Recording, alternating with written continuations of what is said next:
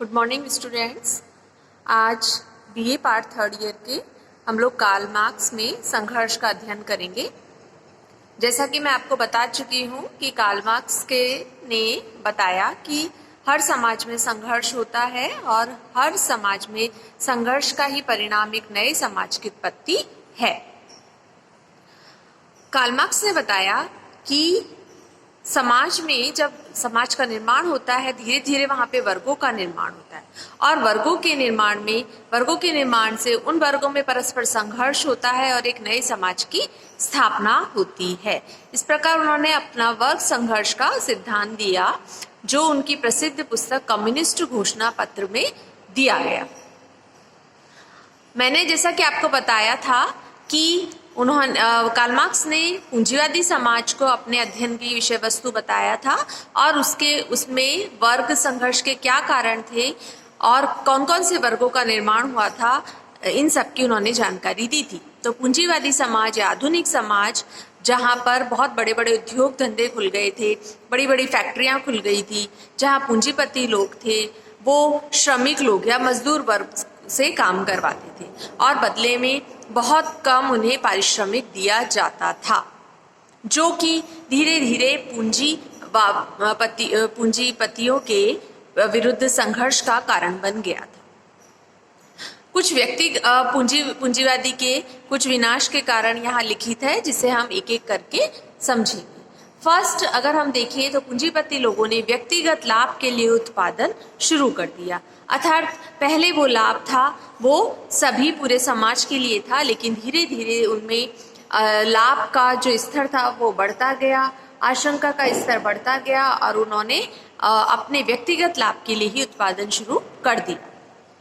दूसरा, अगर मैं कारण बताऊं तो विशाल उत्पादन पूंजी का संचय। पूंजीपति लोग श्रमिक लोगों से विशाल स्तर पे उत्पादन करवाने लगे, वो पूंजी का संचय करने लगे, उनमें लोभ की प्रवृत्ति बढ़ गई और इसके बदले में वो श्रमिक लोगों को बहुत कम मेहताना या मजदूरी दिया करते थे। धीरे धीरे उन्होंने पूंजी का संचय करना शुरू कर दिया, जो कि कहीं ना कहीं संघर्ष का कारण बना। तीसरी अगर टॉपिक है तो वह है आर्थिक संकटों व श्रमिकों के कष्टों में वृद्धि। जब समाज में दो तरफा पूंजी का असंतुलित प्रवाह होने लगा, अर्थात जब पूंजीपति लोगों के पास धन बहुत अधिक इकट्ठा होने लगा, वो फैक्ट्री या अपने व्यापार में जो भी लाभ मिलता वो खुद अर्जित करते थे। श्रमिकों को इसके बदले में बहुत कम पारिश्रमिक दिया जाता था, जिससे समाज में आर्थिक संकट की स्थिति उत्पन्न हो गई। यानी बहुत कम लोगों के पास बहुत ज़्यादा पैसा होने लगा और श्रमिक वर्ग इससे वंचित रहने लगे। जब श्रमिकों की अपनी व्यक्तिगत आवश्यकताएं व दैनिक आवश्यकताओं की पूर्ति भी ना हो पाई तो धीरे धीरे उनके कष्टों में वृद्धि हुई, जो कहीं ना कहीं उनमें असंतोष के स्तर को बढ़ावा देती रही। श्रमिक वर्गों में धीरे धीरे अपने कष्टों की वृद्धि होने के साथ साथ ही पूंजीपति लोगों के प्रति असहयोग की भावना को देखते हुए उनके प्रति संघर्ष की भावना उत्पन्न होने लगी। अतिरिक्त मूल्यों को पूंजीपति द्वारा हड़प लेना। अब अतिरिक्त मूल्य क्या है, इसे समझेंगे पहले। अतिरिक्त मूल्य वह मूल्य है जो किसी वस्तु के वास्तविक मूल्य और बाजार में वो किस कीमत पर बेची गई, उन दोनों मूल्यों के बीच का अंतर है। यदि मैं इसे उदाहरण से समझाऊं तो एक पेन जिसकी लागत एक फैक्ट्री में बनने में 10 रुपए आएगी, लेकिन उसे बाजार में 20 रुपए में बेचा गया, तो वो जो अतिरिक्त 10 रुपए का मूल्य है उसे श्रमिकों को उसमें से कोई भी कुछ भी उसका भाग नहीं देना, अतिरिक्त मूल्य कहलाता था। तो इस अतिरिक्त मूल्य को पूंजीवादी समाज में पूंजीपति ही हड़पने लगे। वो श्रमिक वर्गों को इसके एवज में कुछ भी पारिश्रमिक नहीं देते थे, यानी अतिरिक्त मूल्यों को वो खुद हड़प लेते थे, जो कि कहीं ना कहीं श्रमिक वर्गों में असंतोष की भावना को उजागर करने के लिए जरूरी हो गया था। नेक्स्ट है व्यक्तिगत तत्व की समाप्ति। जैसा कि मैंने पहले कल आपको बताया था कि श्रमिकों में धीरे धीरे अलगाव की भावना उत्पन्न होने लगी, व्यक्तिगत तत्व की भावना उत्पन्न होने लगी। ऐसा क्यों? क्योंकि पूंजीपति लोगों ने उनका बहुत अधिक शोषण करना शुरू कर दिया था। एक तरफ शोषक वर्ग था और एक तरफ शोषित वर्ग था। शोषण का स्तर इतना अत्यधिक बढ़ गया था कि व्यक्तिगत जो श्रमिक वर्ग अपनी दैनिक जीवन की आवश्यकताओं को भी पूर्ण नहीं कर पाए, जो कहीं ना कहीं उनमें अलगाव की भावनाओं को उत्पन्न किया। अलगाव यानी किसी के प्रति लगाव ना रहना। श्रमिक वर्गों में पहले उत्पादन वस्तुओं, उत्पादन के साधनों के प्रति अलगाव उत्पन्न हुआ, यानी अब उनको अपने कार्य में कोई रुचि उत्पन्न नहीं होने लगी, वो अरुचिकर होने लगे। धीरे धीरे यह अलगाव आपसी लोगों के बीच में, और अंत में कहा जाए तो यह अलगाव स्वयं का स्वयं से अलगाव हो गया था। जब व्यक्ति का स्वयं से अलगाव हो जाता है तो उसका स्तर बहुत अधिक बढ़ जाता है, जो कहीं ना कहीं संघर्ष के परिणाम को उजागर करता है। तो श्रमिक वर्गों के साथ में भी यही हुआ कि जब पूंजीपति लोग उनका बहुत अधिक शोषण करने लगे तो उनमें अलगाव की स्थिति उत्पन्न हो गई। अलगाव के कारण उनमें परस्पर संघर्ष उत्पन्न हुआ, जो पूंजीपति लोगों के प्रति जो उनमें विद्रोह की भावना थी वो उत्पन्न हुई। अंतर्राष्ट्रीय श्रमिक आंदोलन का जन्मदाता।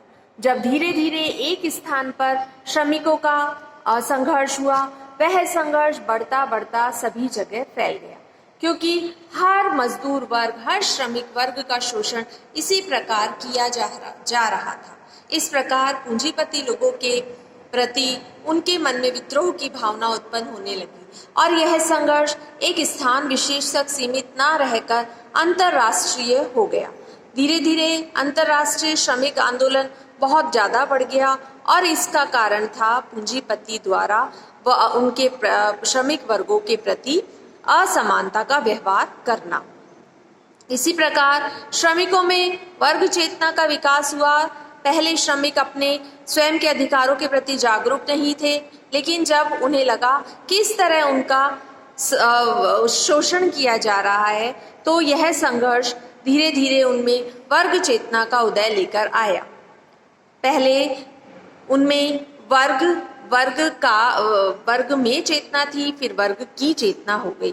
यानी पहले स्वयं के एक छोटे स्तर पर श्रमिकों में अपने संघर्ष के प्रति उजागर हुए, उन्हें पता चला कि हमारा संघर्ष हो रहा है, लेकिन धीरे धीरे यह संघर्ष एक वर्ग संघर्ष में बदल गया, अर्थात पूरे श्रमिक लोगों के बीच, श्रमिक वर्ग के बीच संघर्ष की भावना उत्पन्न हो गई।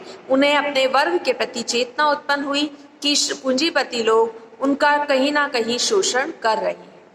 इस प्रकार ये सभी कारण पूंजीवाद के विनाश के कारण बने, क्योंकि इन सभी कारणों से धीरे धीरे एक बड़े श्रमिक वर्ग का उदय हुआ, जिसमें अपने शोषण के प्रति वर्ग चेतना, अपने अधिकारों में असमानता के प्रति वर्ग चेतना का उदय हुआ और उनमें पूंजीपति लोगों के प्रति विद्रोह की भावना, संघर्ष की भावनाओं का उदय हुआ, जो वर्ग संघर्ष को उजागर करता है।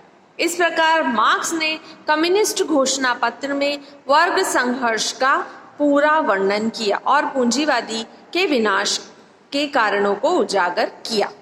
मार्क्स ने बताया कि पूंजीवादी समाज के विनाश के पश्चात एक ऐसे समाज की स्थापना हुई जो कि समाजवादी समाज या साम्यवादी समाज था, जहां पर किसी भी वर्ग का निर्माण नहीं था, सभी लोगों में समानता थी, सबके अधिकारों के प्रति समानता थी और एक ऐसे समाज की स्थापना हुई जो कि वर्ग विहीन था।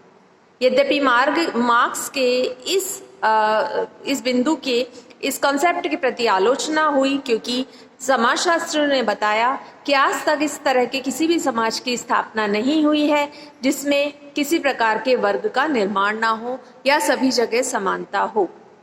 लेकिन फिर भी यदि हम मार्क्स को पढ़ते हैं तो मार्क्स ने इस प्रकार उपरोक्त बिंदुओं से पूंजीवादी के विनाश के कारणों को उजागर करा। आगे हम पूंजीवादियों के वर्ग संघर्ष के परिणाम व साम्यवादी समाज की किस प्रकार स्थापना हुई, इसके बारे में विस्तृत चर्चा करें।